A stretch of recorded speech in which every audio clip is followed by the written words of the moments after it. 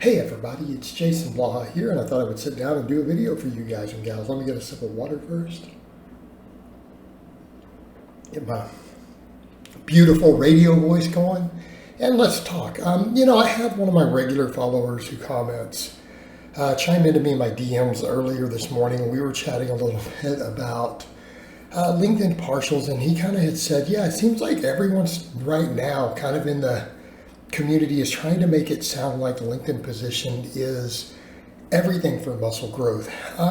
And I think that it actually has been overhyped. And I'm not saying that to be insulting to anyone. In fact, there's a YouTuber who many of you probably know, Dr. Wolf, who, he's pushed it very hard. I know that he did some of his doctoral work, it might have been all of it, looking into the effects of lengthened position partials as far as hypertrophy goes, and I know he believes in it very strongly. And believe it or not, I actually kind of like the guy's work. I'm gonna be perfectly honest. I think the guy is really smart. I think he's very intelligent. I think he has a very reasoned and measured view of these things. He's obviously educated in the matter, but as you guys know, I think exercise science, particularly as it pertains to muscle growth, really is still in the dark ages. I think it has a long way to go before it really has sufficient evidence that we need to make some of the assumptions that people make or the claims that they do. But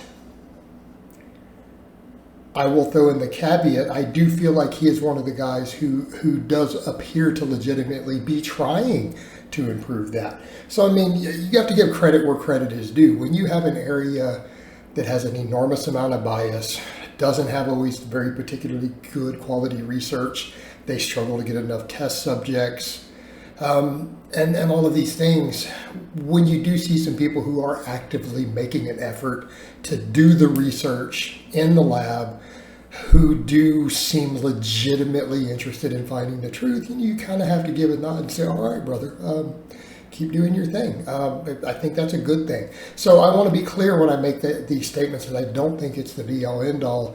That is in no way intended to be an insult towards his work. I actually think he's doing a pretty good job. So let me just make that clear.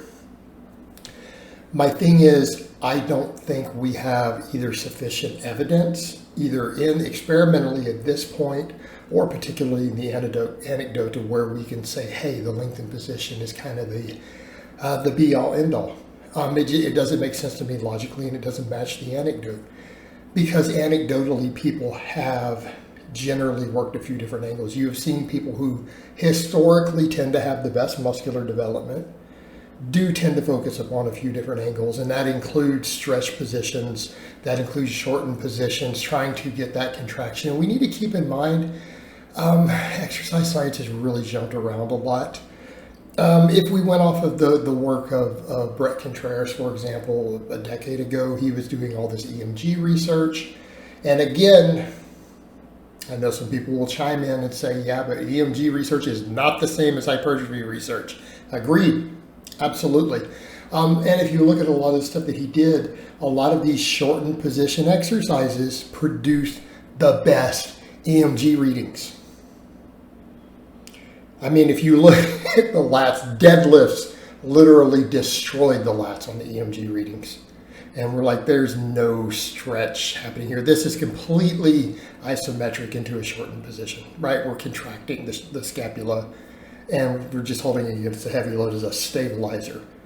Now, does anyone really expect to extrapolate that over to say that the deadlift is the best lat exercise? No. I have pretty big lats, and I have over a 600-pound deadlift. I think the deadlift helped a little bit, but I don't attribute my lat size to the deadlift because I know better. I've seen some guys with monstrous deadlifts, bigger than mine, who have smaller lats than me. I think it's the rows and the pull-ups have had the most contribution. Again, some of the experts on the other end say, yeah, those are lengthened position exercises, particularly the way I do them on the rows and things, right? So, but back over to the point. I'm aware that I'll get called out for that one. Back over to the point, we had all this, and then the same thing, people were making all these cries about hip thrusting, glute bridges, and which are, again, shortened position for the glutes. So, but that is where a lot of the science was going. And then we also had previous eras where they were talking about, again, the different positions and angles, and it all seemed to work really well. And I guess here's my point. I feel like it's almost like this has come around full circle. Like for a while, everyone was focusing on shortened position exercises, contracted positions, right? It's even cable crossovers where you squeeze, because then you can actually get that contraction you don't always get on a bench in the shortened position. You hip thrust, glute bridges, concentration curls, so on and so forth. Now it's going back over to, no, guys, a lengthened position. The reality is people have got good results doing both. I honestly think this idea of either has been overhyped. I think it is perfectly rational based upon all the observations over the years to say, you know what? Maybe we should probably do both. If we want to gain as much muscle as possible, it wouldn't be a bad idea to do both. Maybe we should consider something that really puts the muscle into both a good lengthened and a good shortened position. Maybe we should train really hard. Maybe we should take sets very close to failure doing that with sufficient volume, right? A couple different exercises, work each muscle from a couple angles. Wouldn't be a bad idea. I do think we should pay attention to those lengthened positions. I do think the data does show that there is definitely some unique muscle fibers being recruited in those positions.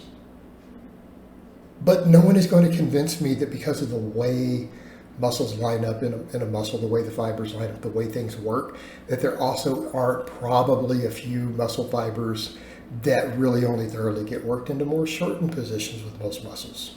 And it's probably going to vary a little from muscle to muscle. So I don't think it's the be-all, end-all. And at the end of the day, I would say, has anyone who really and truly trains hard ever struggled to build quads with leg presses and leg extensions? I'm saying this with a powerlifting background where it's like squat, right? But really, has a normal leg press or a leg extension ever really not worked that well for people who train them hard enough? No, it's never been an issue, right?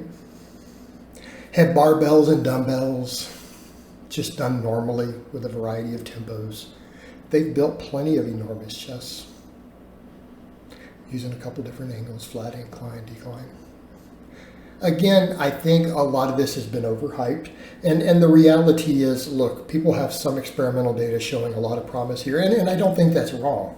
Meaning I do absolutely think, the data is indicative that at the very least, yeah, we should probably have at least one exercise in our rotation for any muscle we really care about that does go into a lengthened position. I think that would be a pretty good idea.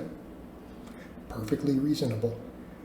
But to suggest, and a lot of people are at this point, that it is the be-all, end-all, and that we can get all of the potential muscle growth, I think that's, when I see people saying that, that's a bold statement. I don't think that we have the data to prove that, and it doesn't make sense anecdotally, and I don't think it particularly makes sense. And I admit I could be wrong. One day we could have a meta-analysis come out 5-6 years from now that absolutely confirms that the whole top half of every exercise is a complete waste, and maybe it will happen.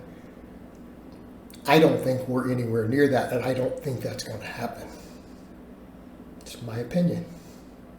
But you know what? I'll stay tuned and watch to see what happens. And again, I say that with nothing but respect towards guys like Dr. Wolf, who has done a lot of work in that area. And I will at least admit the work he's done there is at least helpful in telling us that at the very least we should be doing some stuff before we go into a lengthened position. If you care about hypertrophy, it would be a really good idea. All right, guys, but that's really all I have to say on that today. I hope it's been informative, and I'll talk to you guys next time.